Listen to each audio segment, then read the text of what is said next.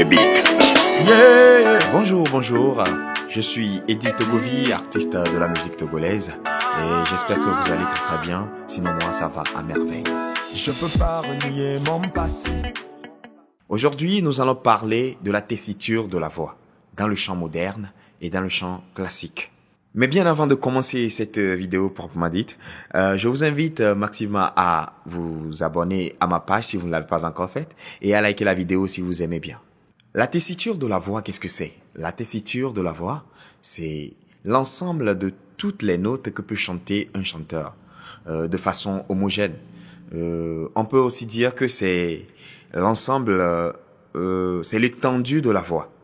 C'est les notes de confort d'une personne, l'étendue de la note la plus grave à la note la plus aiguë. Il faut bien retenir que la tessiture de la voix, c'est toutes les notes que cette personne, que tu peux chanter, mais de façon homogène, de façon fluide. Donc cela voudra bien sûr dire que si dans tes graves, il y a des notes qui ne sont pas timbrées, il y a des notes que tu peux chanter graves, ou dans les aigus, la même chose, mais ce n'est pas vraiment ça. Tu n'es pas vraiment à l'aise. Ça voudra dire que cette note-là ne se trouve pas dans ta tessiture. Donc cette tessiture-là, c'est l'ensemble de toutes ces notes-là de confort que tu peux chanter. Maintenant, pourquoi est-ce que le chanteur doit connaître sa tessiture? Pourquoi est-ce qu'il faudrait connaître la tessiture de la voix pour quelqu'un qui s'y engage de chanter, professionnel comme amateur? La tessiture, lorsque tu connais ta tessiture, ça te permet en fait de déterminer l'ensemble des notes que tu peux chanter toi-même. Ça te donne les marges des notes que tu peux chanter de la note aiguë et de la note grave jusqu'à la note aiguë. Ça aide le chanteur à ne pas blesser sa voix lorsque peut-être il monte dans ses aigus ou lorsqu'il doit descendre dans ses graves. Ça classe aussi, par exemple, les choristes, ceux qui vont aux classes de chant, de chorale, de pouvoir se placer dans un pupitre donné. Il existe plusieurs sortes de tessiture. Il y a le soprano, le mezzo-soprano. On a l'alto ou le contralto, le baryton, les ténors. On a la basse, le contre-ténor, le haut-ténor, le castrat. Il existe plusieurs sortes de tessiture. Mais nous allons nous intéresser juste qu'aux usuels. La tessiture en soi est un sujet très complexe, très subtil. Donc c'est pour un chanteur, si vous êtes un chanteur et vous voulez déterminer votre tessiture, le meilleur moyen, c'est de se référer à un professeur de chant, un professionnel dans le métier de chant, un coach vocal, pour pouvoir vraiment vous aider à retrouver ces notes-là sur lesquelles vous êtes à l'aise et à les travailler encore plus, pourquoi pas, à élargir un peu cette marge-là. Si nous prenons le chant classique, les sopranos, le soprano, c'est la voix aiguë de la femme. Et les femmes qui ont des voix aiguës, c'est cette marge-là de personnes qu'on appelle les sopranos.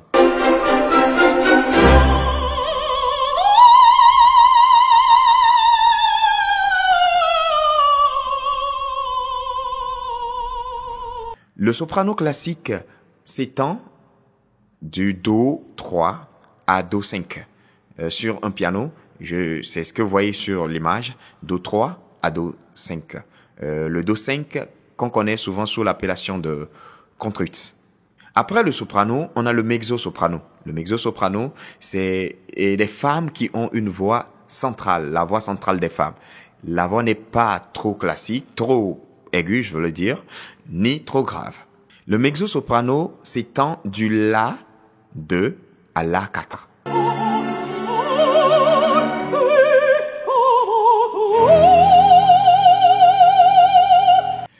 Après les mezzo-sopranos, la voix grave des femmes qui est la plus rare, c'est les contraltos ou les altos.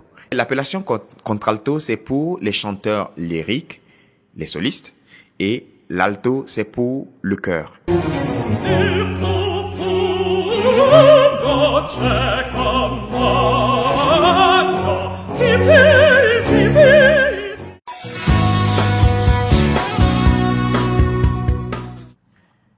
Pour le cas des hommes, le ténor est la voix la plus aiguë des hommes.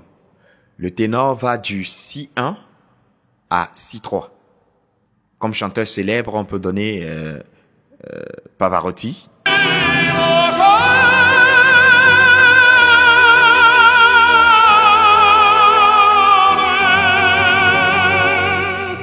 Comme voix centrale des hommes, nous avons les barytons. Les barytons s'étendent du sol 1 au sol 3.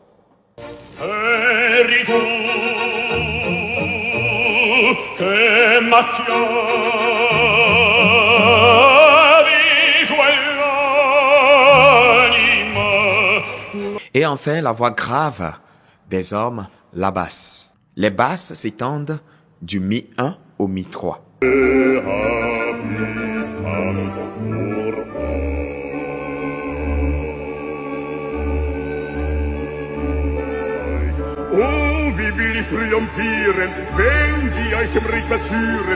Eh bien, voilà à peu près la tessiture dans le chant classique. Et comme je l'avais déjà dit, c'est un sujet très très très complexe. Il y a des chanteurs qui sont capables de chanter dans toutes les tessitures. Il y a des voix extraordinaires, par exemple. Un chanteur peut être baryton, mais chanter des notes très très très aiguës. On peut prendre des ténors, même dans le groupe des ténors, nous pouvons avoir des ténors qui ont la voix très très légère. Il y a des ténors qui auront la voix très très très très lourde. On a par exemple des ténors dramatiques, la voix elle est très très grave, mais ténor. Et il y a les spintos, par exemple. On a les ténors lyriques. Donc, c'est un sujet assez complexe. Beaucoup de professeurs de chant ont débattu dessus, mais on voit toujours qu'il y a toujours des pépins dans chaque suggestion ou chaque résolution ou chaque expérience que l'on partage. J'espère que cela vous aidera à pouvoir vous classer pour ceux qui font le chant classique.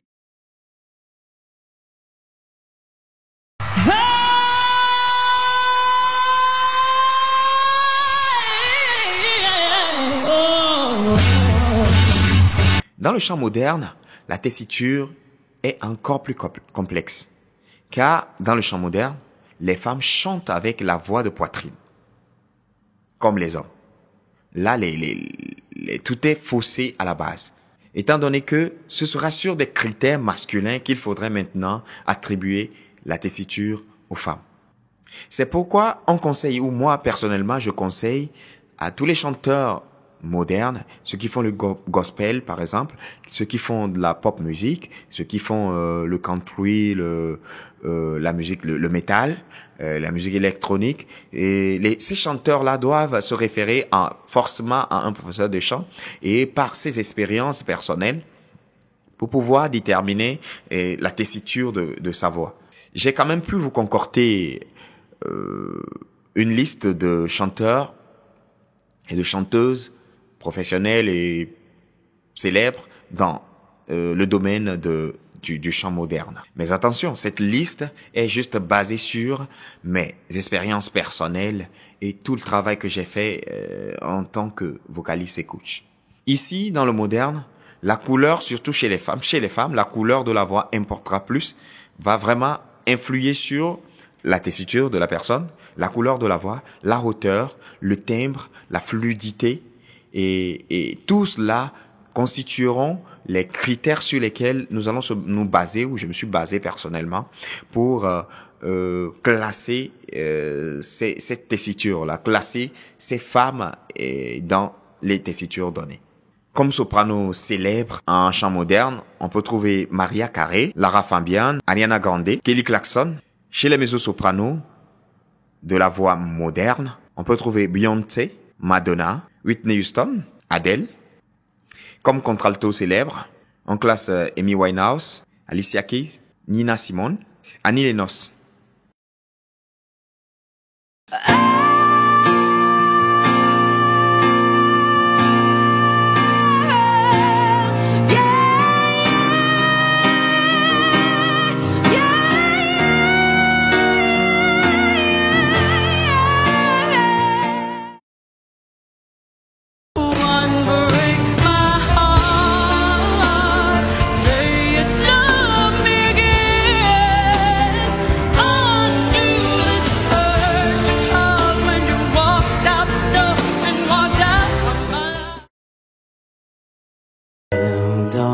is my old friend.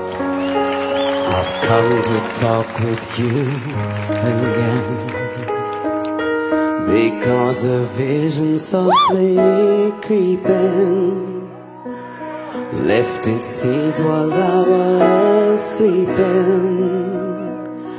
And the vision that was planted in my brain still remains. Wow. Within the sound of silence. Chez les hommes, en chant moderne, le problème ne se pose pas parce que dans le classique comme dans le moderne, les hommes chantent majoritairement avec la poitrine. Donc je vais donner quelques chanteurs célèbres aussi dans le chant moderne. Michael Jackson, par exemple, Verino, Corneille. Les barytons, on peut trouver John Legend, Justin Bieber, Eric Bourdon. Les basses, Leonard Cohen, Tim Duncan. First to say that I was wrong.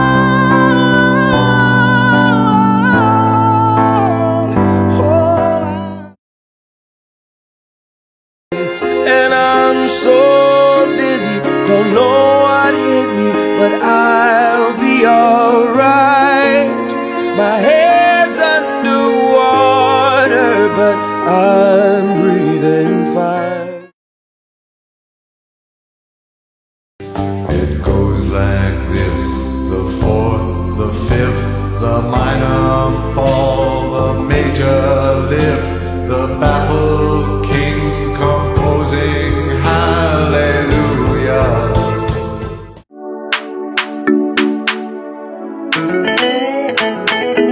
Et bien voilà, nous sommes arrivés à la fin de notre capsule. Et j'espère que cela vous aurait vraiment plu. Si vous avez des questions, posez-les dans le commentaire. N'oubliez pas de vous abonner à la page pour recevoir les tutoriels et notifications dès que quelque chose se met en ligne. Merci beaucoup. C'était Eddie Togovi. À très bientôt. Mais le présent m'appartient. Je décide de tout ce qui se passe maintenant.